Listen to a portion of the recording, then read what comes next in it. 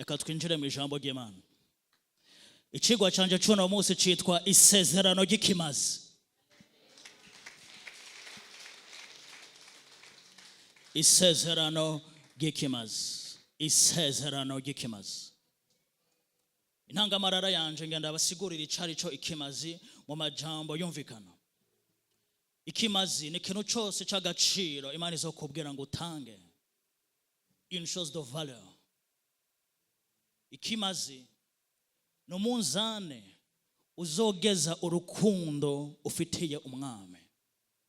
Ikimazi no munzane uzogeza urugezo wubaha ko Imana.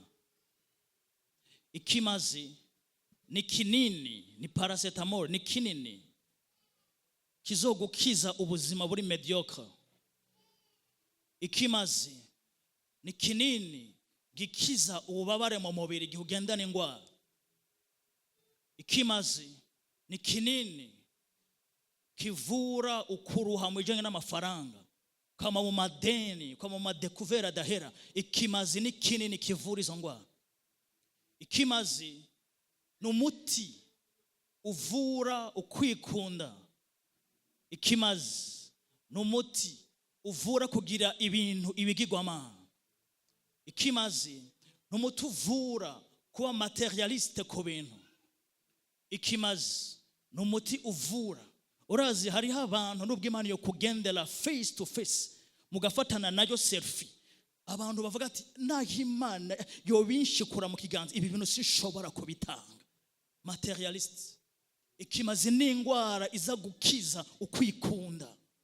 Ikimazi ni ingwara ikiza kugira ibintu kuba umunyabintu cyane. Ikimazi ni ingwara ikiza, ni umuti, ni kinini wonwa ugakira bene muri izo ngwara. Ikimazi ni rwo rurimi Imana itahura. Is the language of God. Kandi ikimazi ni rwo rurimi isi y'imwemu itahura.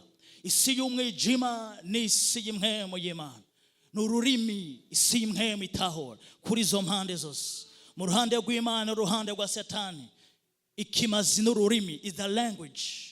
Kuko ushobora kuvuga igifaransa, ukavuga ikirundi, ukavuga icyongereza. Ikimazi n'ururimi mu isi y'imwemu. Ni ijwi ridasanzwe ryo mu isi y'imwemu. Ikimazi.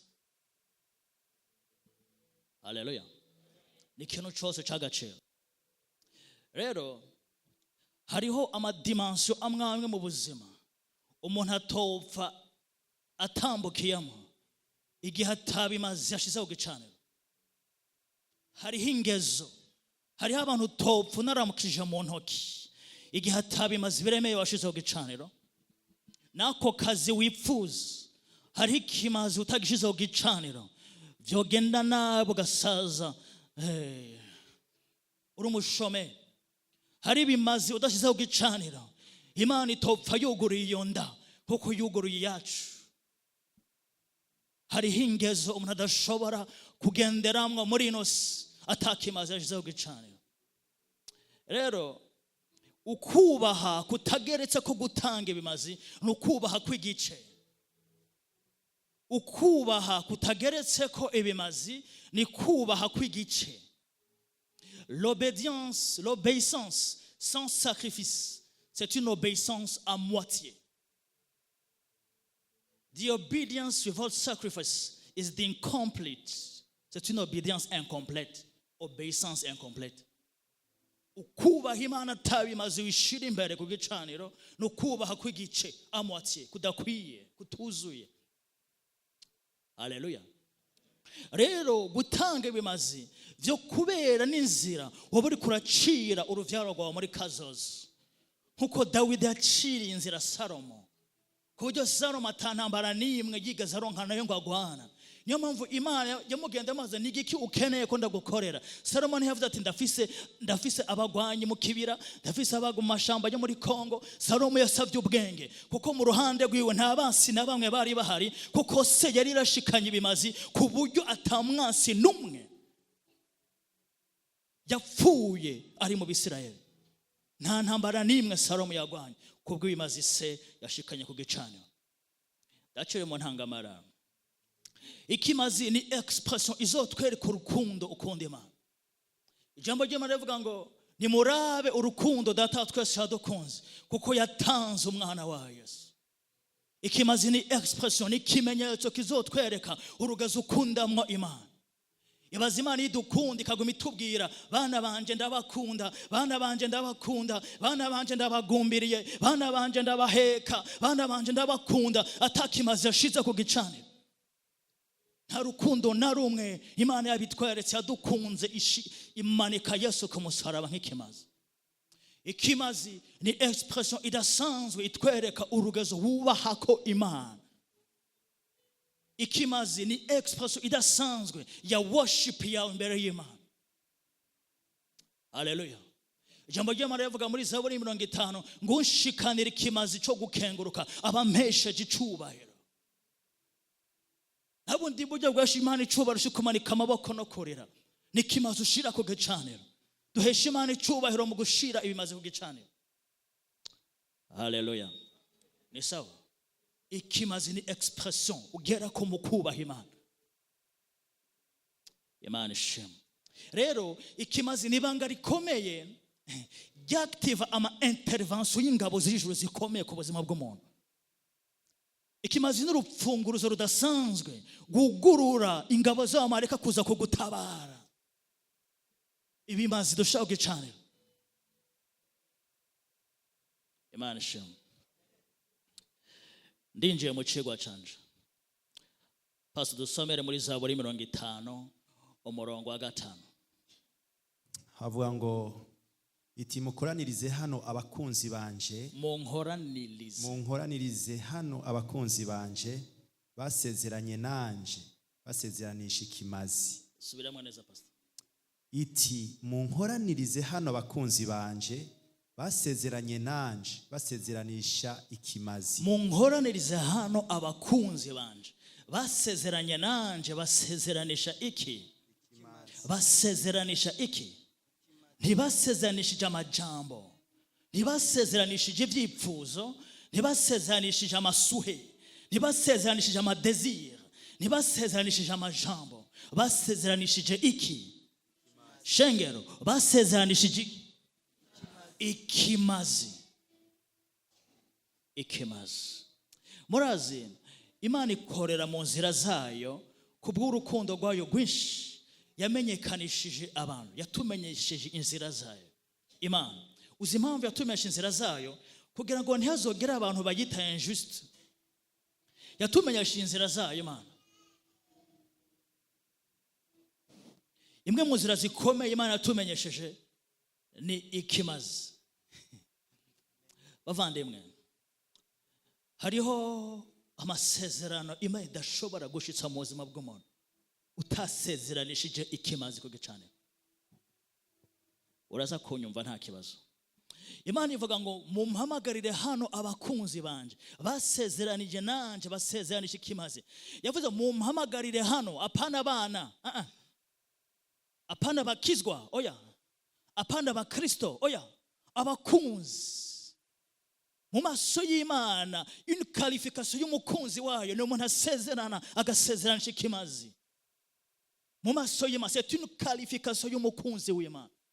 Ashaka kumbwira ati none ko Yesu yavuze ngo muri abakunzi banje, ngo nimukira abashumba, ariko no munsi ndabita abakunzi. Iryo ni aspect legal. Ico twabaye kuko Yesu ku musaraba yari katuzana hamwe kugira ngo dusubire mu busabane na Data.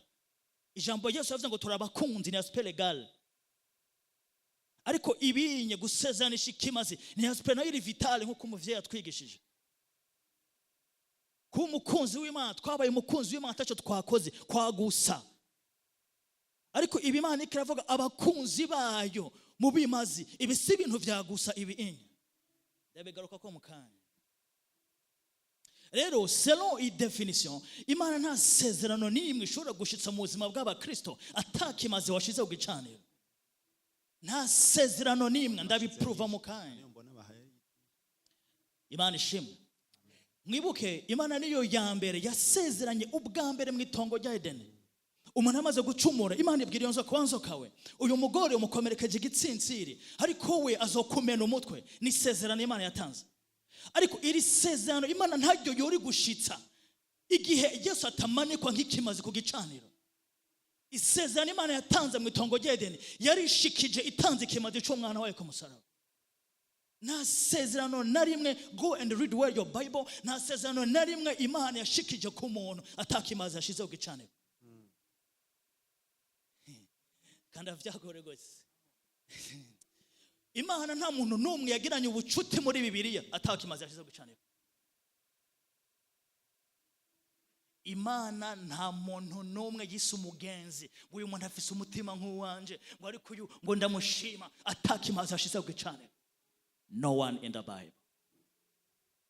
Nta bucuti na bumwe Imana yubatse n'abantu, nta mishikirano, nta migenderanire n'imwe Imana yubatse n'abantu uyu muntu atakimazi yashize ku gicaniro. Hallelujah. Amen. Nta sezerano na rimwe Imana yashikije mu buzima bw'umuntu atakimazi umuntu azanye ngaho ku gicaniro. Abaheburayo 11:4 ni igitabo kivuga inkuru z'abahizi mu kwizera. Nakuyemo umurongo umwe wa Abeli, Hébreux 11:4. Jambo ry'Imana rivuga ngo kubwo kwizera Abeli yashikanye ikimazi. Mu Baheburayo bavuga ko Abeli yashikanye ikimazi, mu Itanguriro bavuga ko Abeli yashikanye ishikanwa. Je ngomye mu Baheburayo niho ndi ngo Abeli yashikanye ikimazi ngo bituma Imana imwita umugorotsi, ngo ikimazi gisumba kuba ciza kurusha icya Kayini. Ariko ijambo ry'Imana rivuga ngo Abeli ngo ni kubwo kwizera, is by faith, ni kubwo kwizera Abeli yashikanye ikimazi. Tukaba tuzi ko kwizera naho kuva he? Ukwizera kuva he? Ijambo ry'Imana tubwira ngo ni kubwo kwizera Abeli yashikanye ikimazi, bisigura ko Abeli yagize ukwizera kuvuye he? Abeli yarumvise igihe Imana yababwira icyo bashikana na murumuna we. Abeli arumva icyo Imana imusavye, Abeli ashikana selon uko yumvise. Kayini nawe ntiyari afise habite yo kumva, bishoboka ko yumvise ariko yitangira ibyo agomba. Ariko Kayini ni kubwo kwizera Abeli yatanze ikimazi kubwo kwizera. Abeli yatanze ikimazi bivanye n'ijwi yumvise Imana yamubwiye ngo genda utange, kuko kwizera kuva ku kumva. Bavandimwe, ibintu byo gushikana no gutanga n'urugezo rwo hejuru cyane mu isi impembe. Wihenze ugatanga ibintu Imana itakubwiye ngo utange uba mucaka. Ibintu byo gutanga n'urugezo rudasanzwe kumviriza Imana. Wihenze ugatanga ibyo Imana itakubwiye mu kibazo, kuko kwizera kuva ku kumva. Niyo mpamvu bavandimwe ndabafashe, igihe wamaze igihe mu masengesho wisonzesha, nturindire yindi nyishu. Inyishu yonyene wo urindira nijwi wumva Imana ikubwiriza gutanga. Iyo nyishu y'amasengesho, iyo niyo nyishu y'amasengesho, ni kimazi, niyo nyishu y'amasengesho. Kumara iminsi 20 n'umwe uri kurasenga ni byiza. Ntuzove muri amasengesho Imana utumvise neza, Imana ituguruye amaso yawe ngo ikwereke icyo uri butange, kuko amasengesho apfundikirwa n'ikimazi. Mana yanje, nta sengesho na rimwe ry'abantu Imana yishuye atakimazi bashitseho gicaniro. Gutanga rero n'urugezo rwo hejuru cyane mu isi impembe. King ingufasha, pardon, Eme kora karorero nshaka gutanga na kumuntu muremure, ariko ndazi kuri muremure mu isi impembe. Ngenda bigisha, ngenda partage umusaraba. Umusaraba ufise impande zibiri. Umusaraba ufise uru ruhande, ufise n'uru ruhande. Ishengero ryigishijwe uruhande rumwe rw'umusaraba. Uru ruhande rwonyene nibwo twigishijwe. Uruhande nago rukonsana imibabaro ya Kristo. Aha niho hari ivyo Kristo yadukoreye ku musaraba bya free, bya gusa. Hano hari bya gusa ngaho, agakiza, imbabazi, ibintu byose ngaha, imibabaro, ivyo Yesu yadukoreye kwa gusa. Nivyo tunatura cyane gose, zo kumva abakiza ko baratura batura ivyo Yesu yakoze ku musaraba. N'uru ruhande rwonyene nibwo twigishijwe. Niyo mpamvu abantu bakenye hano honyine. Bavandimwe, uru ruhande rw'ibyo byose yadukoreye ni 30% y'ubuzima tubaho hano ku isi. 40%. Kuko ibi ni ibintu atakintu na kimwe twakoze ngo tubironke, ni byagusa hano. Imibabaro ya Kristo. Aha, free. Aba byita general grace, n'ubuntu rusange, n'ubuntu bwagusa hano. Aha niho batujyamitse baratusinziriza. Hano. Umuzungu nivyo yaje kutwigisha ngaha. Ubuntu bwagusa. Ariko umusaraba ufise impande zibiri, hariho urundi ruhande ngaha. Hano, imibabaro ya Derek n'imibabaro yawe mu isi hano mu isi. Hano, hari kimazi Yesu yatanze. Hari kimazi uzokwitangira wewe.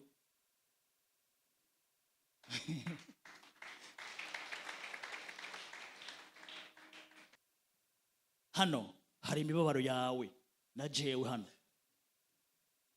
Aha, hari imibabaro yacu. Hari ubuntu bita uncommon grace, ubuntu bw'umuntu ku giti ciwe. Hano hari kimazi wewe uzokwitangira, hari imibabaro yawe nanje hano. Ni sawa? Urakoze. Iki gicapo mu kigumize umutwe ndamuruhurire.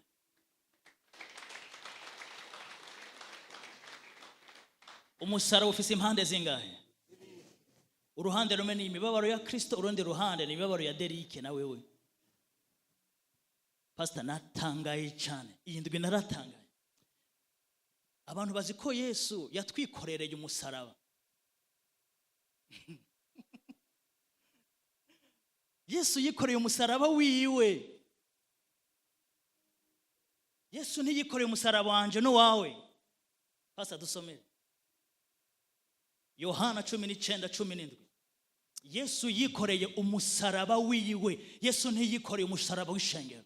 Ndabisigura, don't worry. 17 avuga ngo avayo yiyikorereye umusaraba. Soma neza Pastor. Yiyikorereye umusaraba. Bisigura ikurazi kirundi dusubire yiyikorereye bisigura. Yikoreye umusaraba wiwe. Yiyikorereye. Ko bisigura? Ego. Dusubireremo. Yikoreye umusaraba wiwe. Yiyikorereye umusaraba. Reka tuyifatanye na Luka 20 na Matayo 16. Yiyikorereye umusaraba. Yari umusaraba wande? Wa Yesu. Apana wawe nanje. Yari umusaraba we. Ndabisigura, don't worry. Kandi umuntu byo mumarira iki kunguka ivyo mwisi vyose niyakubugingo bwiwe kwiciro. Canke umuntu yotanga iki ngo acungure ubugingo bwiwe? Ndabira hejuru canke hasi handitse ushaka kunkurikira ibintu nk'ivyo. Buno Yesu abwira abigishwa biwe ati umuntu niyagomba kunkurikira ni yiyanke yikorere umusaraba wiwe. Wande umusaraba wande wiwe umuntu. Yes. Hariya naho hatubwiye umusaraba wande wa Yesu. Ijambo ry'Imana ritera confusion. Yesu yikoreye umusaraba wacu wiwe, nawe avuga ati namwe ushaka kunkwirikira ni yiyanke yikorera umusaraba wande wiwe. None umva ari umusaraba Yesu atwikorereye umusaraba wiwe. Yesu yikoreye umusaraba wiwe, natwe tubwira ngo twiyanke twikorere wacu.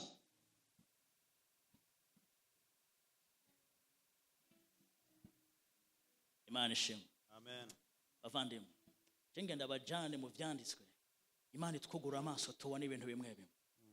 Luka 23:27. Mfatanye iyi 20. 27 havuga ngo ishengero ry'abantu gishi riramukurikira, ririmo n'abagore bishishitira bamuborogera. Yesu arakebuka ati yemwe bakobwa b'i Yerusalemu, ntimundirire. Ntimundirire ariko mwiririre n'abana banyu. Yesu yikoreye umusaraba wiwe, natwe tubwira ngo twikorerere. Munkurikira ugatakaza ngaho inyigisho nje zabigusize. Uyu murongo mwibuke neza. Yesu yamaze ijoro ryose ntigeze asinzira riya joro.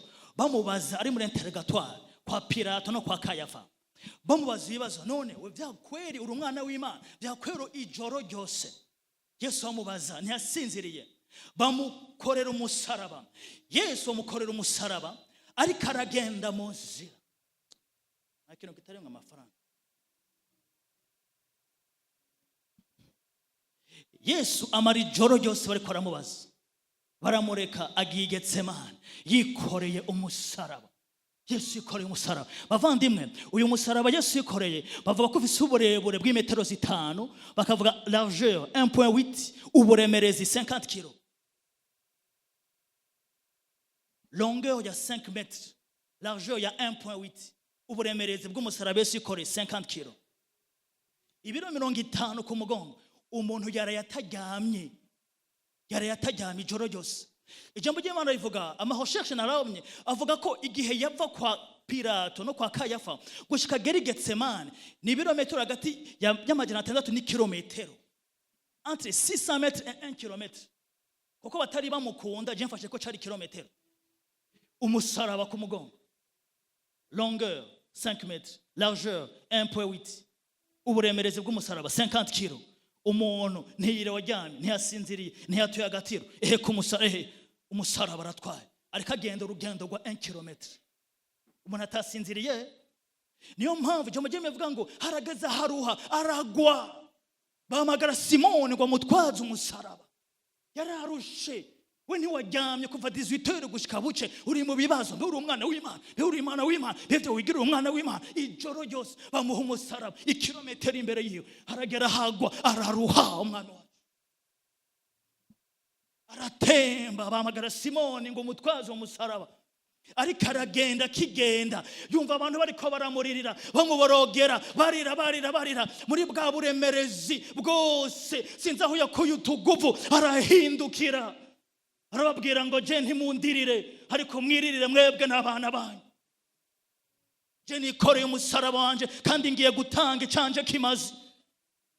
Ntimwiririre, je ntimundirire, ahubwo nimwiririre, kuko nange muzokwikorera wanyu umusaraba, mujye kwitangira icanye kimazi.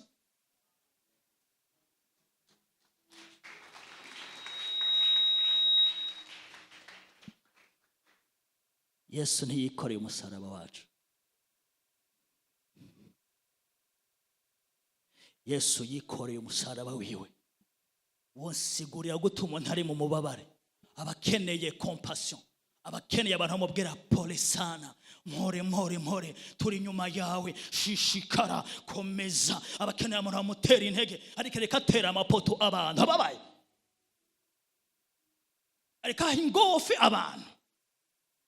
Ntimusigura gute uwo mwami wacu uzi urukundo, ariko amapoto abantu ababaye agiye ku musaraba. Abantu bariko baramurira, bariko bamwumvira akagongwe, ariko akabwira ati ntimundirire jewe, nimwirire mwebwe. Ay Jesus. Yesu yareka tubwira ati jewe nikoreye umusaraba wanje kandi ngiye gutanga icanje kimazi. Ashaka kumbwira ati none Yesaya 53 kwivuga ngo nizacu ntimba yikoreye, ivyacu bicuma yirekoreye, yiremereye, igihano gidurongasha amahoro cabaye kuri we, kandi mu mishago yo ntiyo dukiriye ingwara. Ivyo vyabereye he? Mu mubiri we. Vyabaye mu mubiri, ma yikoreye umusaraba. Haleluya. Amen. Turafise umusaraba ukikora hano mwese, kandi dutegereza kwitangira icacu kimazi. Pastor dusomere Abaroma 8:17. Abaroma 8:17 havuga ngo ariko ko turi abana bayo turabaraganwa ab'Imana, turabaraganwa na Kristo. Namba tutababazanywa tubabazanywa nawe. Sura neza pastor. Turabaraganwa na Kristo. Namba tubabazanywa nawe ngo tubone guhanwa ubwiza nawe. Dusome uyu murongo neza mu Kirundi. Uyu murongo uyu turawatora sibyo? Ariko tusome. Turabaraganwa na Kristo, namba mu Gifaransa ni si, sibyo gajambo? Si, condition. Si turabaraganwa, if mu Cyongereza turabaraganywa namba tubabazanywa nawe. Ivyo kuraganywa na Kristo biracari muri level ya legal, ivyaha gusa. Ariko bitwegukira ryari namba tubabazanywa nawe, niho biva muri legal bikaba vital. Ukubabazanywa na Kristo niho honyene bitugira baraganywa mwisi nga ukaraga. Ivyo Yesu yaronse ndabivuga mu kanya, nawe bikaba ivyawe namba tubabazanywa nawe. Utaragera ku rugezo rwo kubazanywa nawe nturumuraganywa na Kristo live ngaha ntibishobora gukora. Ngaha biguma biri muri ya mihezagiro twahezego y'imwemu y'ahantu ho mu ijuru, turabaraganwa. Niyo mpamvu batura isaha yose ndumuraganywa akabiri icuya ndumuraganywa bisi anahejeje nicoreye bisi wa urumuraganywa uri kunsaba amara bisi wewe. Ndumuraganywa ebana rega jemere kwa gufungura hirya yejo umuraganwa Chris. Turabaraganwa namba tubabazanywa nawe. Akarongo akurikira ngo tubone ntitubona tutababazanywe nawe. Ubuzima bw'ubwiza fise ubuzima bw'ubwiza bwahe utababazanyijwe nawe. Ngo tubone guhanwa, ubwiza ni ikintu duhabwa. Utarababazwa biracari ya mihezagiro y'imwemu y'ahantu ho mu ijuru. Ariko utarababazwa kugira ngo tubone guhanwa, duhanwa nawe ubwiza. Igihe twabazinjwe nawe nta bundi buryo bwo kubabazwa atari ikimazi uzanye hano ku gicaniro. Abifilipi 1:25. Kuko ico mwagabiwe ku bwa Kristo atari ukwizera gusa, ariko mwagabiwe no kubabazwa kubwiwe. Usubiramo pastor. Kuko ico mwagabiwe ku bwa Kristo atari ukwizera gusa, ariko mwagabiwe no kubabazwa kubwiwe. Ingabire idasanzwe abakristo bahawe sagakiza gusa, harimo n'ingabire bitwa kubabazwa kubwiwe. Aya maverse ariko kuri ekran mbe abantu beko barayabona. Ibi biri muri Bibiliya zanyu meko barabisoma. Ingabire twahawe sagakiza gusa, si gwa ruhande gonyene rw'umusaraba gwa mbere gwa gusa. Hariho n'urundi ruhande rwo kubabazanywa nawe kubwiwe, kubabazwa kubwiwe. Haleluya, Imana ishimwe. Mwatahuye rero ndarangije. Je nigisha ibintu bikenya bizima mwanya pe.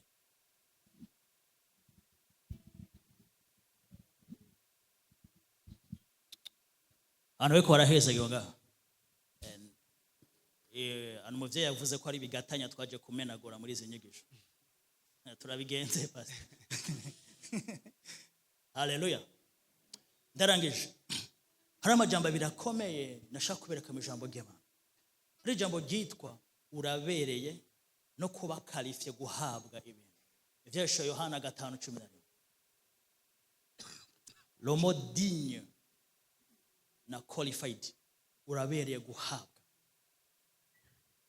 Era kuri 12 avuga ngo bavuga n'ijwi rirenga batumwagazi yishwe abereye guhabwa ububasha n'ubutunzi n'ubwe. Ivyesho Yohana pane vyakozwe n'intumwa 5:12.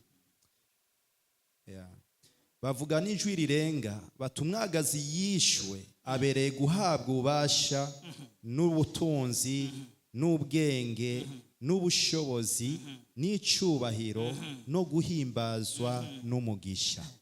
Bavandimwe semje jambo ry'Imana. Jambo ry'Imana rivuga ngo umwagazi yishwe ikimazi kibe uhawe. Ikimazi kirabere guhabwa umwagazi wishe. Haravuga ngo abamarayika isinzi ibihumbi n'ibihumbi barahaguruka baravuga ngo umwagazi yishwe arabereye, apana faveur, apana girewe ubuntu, arabereye guhabwa, digne de recevoir. arabereye guhabwa. Bavandimwe, iyi si tuba nababwiye ibice 70% by'ubuzima hano bwa Gikristo n'ubuzima ubayeho bivanye n'ikimazi ushira ku gicaniro. Impamvu utaragera wifuza kugera, tu n'es pas digne de recevoir ibyo. You are not qualified. Nturaba qualifié kwakira ibyo bintu. Kuko tuba digne, tuba qualifié bivanye n'ikimazi kiri ku gicaniro. Kuko umwagazi arabereye guhabwa. Ibi bintu indwi yahawe tuvyaccessinga ko bibi vyacu igihe twakoze ico yakoze. Ntidushobora guhabwa ibyo Yesu yahawe tutakoze ico yakoze. Ni kinyoma. Nta tunga twogera, nta mugisha, nta cubahiro twogenderamo. Ivyo bintu indwi vyose, ububasha, ubutunzi, ubwenge, ubushobozi, icubahiro, guhimbazwa, nta mugisha twogenderamo tutaciye ngo dukore aho yaciye. Ivyamuhesheje ivyo tutakoze ico yakoze ngo tubihabwe. Utegerezwa ako kazi, tu dois être digne de recevoir. Utegerezwa kuba qualifié kuranga promotion. Iyo kontra utegerezwa kuba digne. Utegerezwa kuba qualified. Mushaka guhagarara ku mapodium akomeye, mutegerezwa kuba digne guhagarara.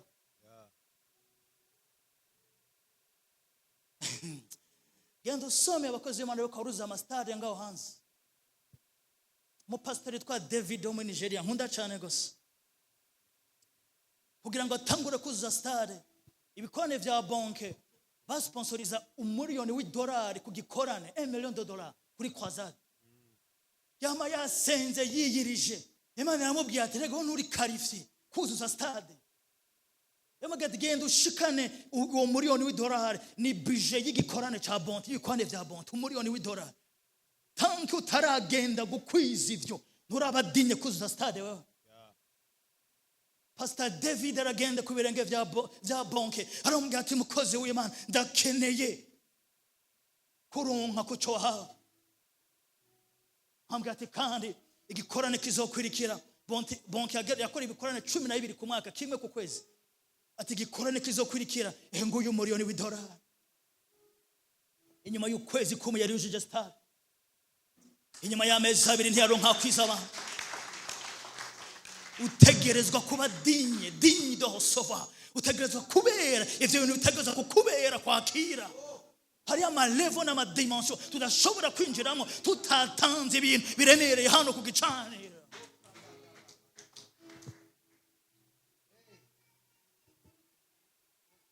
Uzobaza abantu bagendeye mu isi y'umwezi, bazokubwira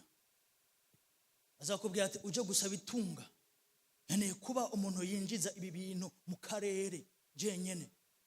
Ikibazo ca mbere bakubaza, what do you have? Ufise iki? Nigikuri butange isi y'umwijima, kuko yakofye isi y'imwemu tugenderamo. Bakoze kopi gusa, tukarara tubakemeya, tubirukana tubakemeya. Nibo bari kwashira valeur z'ubwami mu ngiro, tuko tubakemeya. Niyo mpamvu bidakora ivyo tubakemeya ntibikora. Bararemereye mu isi y'imwemu kudusumvya. Bakubwira ati ukeneye uruvyaro, okay, ukeneye iki, okay, zana ibi. Atoya urumva jewe ndafise igice, genda nturitegura kwakira ivyo. Kuko utegerezwa kuba digne kwakira abapfumu, abarozi.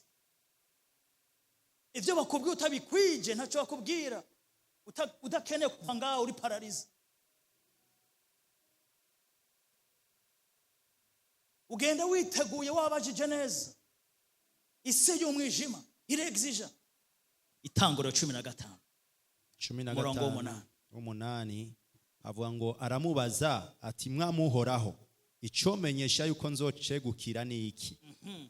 Aramwishura atabira inka y'ishashi imaze imyaka 3 n'impene ivyara imaze imyaka 3.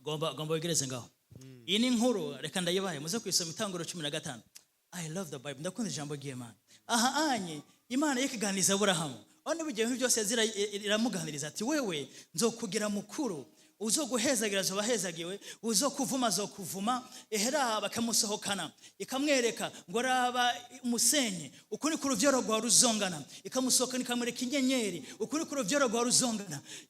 Imana igumibwira Aburahamu agati Imana mwajane yase none ivyo no kurambwira jewe ndashaje mfise imyaka 100, Sara afise imyaka 90, nta kana ndaro, none ugumumbwira ngo je nzobasokuruza w'amahanga gute? Ehera bivyanje itunga ryanje rigira giye gukire umunyamahanga, ehera ndagiye atakana afise.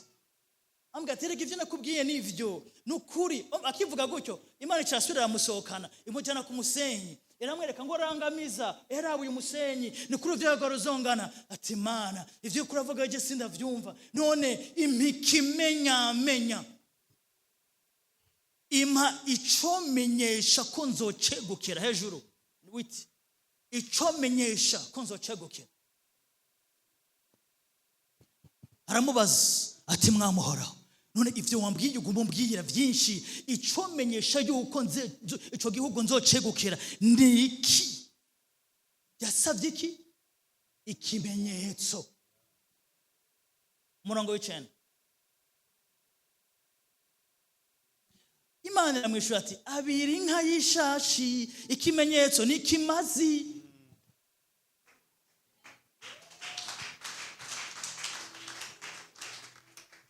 Mana ugumusezeranira ibintu, ugumumbwira ibi wambwiye na biriya, wansubiriyemo biriya n'ibindi, wambwiye ugumusohokana ku zuba rinyica rinkubita je sindiko ndi bronza, none ibintu ugumumbwira nibiki? Ikimenyetso. Hallelujah. Amen. Imana iramwishura ati abira inka y'ishashi. Yewe Imana nta bindi bimenyetso mfise uretse ikimazi.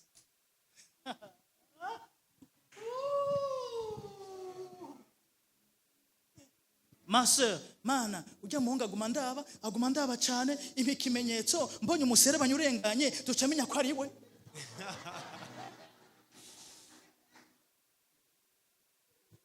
Mana ego nivyo yampropoje era none ariko ndakeneye kumva, ego sindamukunda cyane, harundi nawe ariko niyumvamwo, none muri aba babiri Mana afasha gutora ikimenyetso. Mana aje yambaye impuzu ya friwo camenya ko ari we.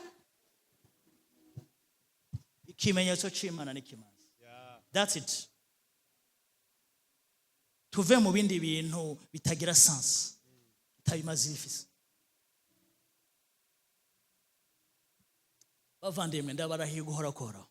Aburahamu Imana yavuga ati uyu muntu reka ndamufashe, ntaratahura mo langage, afise ibibazo vyinshi, reka ndamufashe. Aburahamu akiri ishashi basi, ibi nakubwiye sinzokwama inzanga ndagusigurira amasezerano ndagufitiye utumva ukungena ushobora kuyahonyoramo. Akiri ishashi basi. Imana y'urukundo.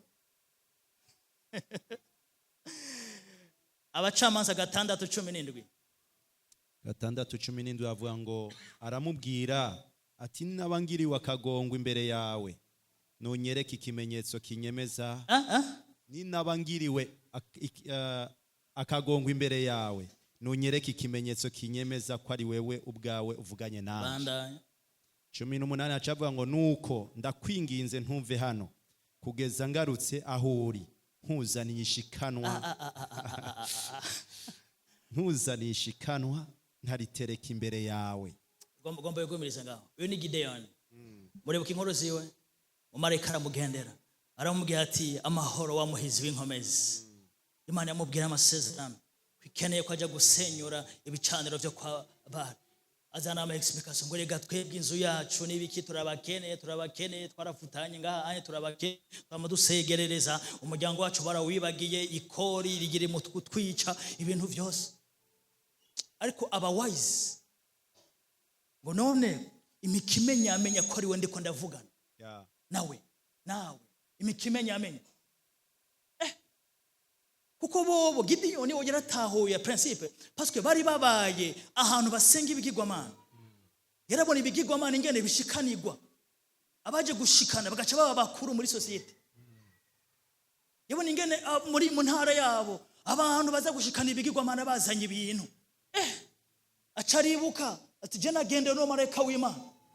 Acambwira gutega pastor ati hayange ndindira niko bitaho munzu kugeza ngarutse aho uri hamacazana iki nkuzani ishikanwa nzanye ishikanwa nawe aramwe nzanye ishikanwa acazana ishikanwa azanye ishikanwa arishauga icaniro umareka arikoza kwintoki umuriro ucuraza umareka acaduga muri uwo muriro isimwemo nibimazi amen ni butamu sana umumareka aduze mu gashururu uri kugikimazi uri kwaduga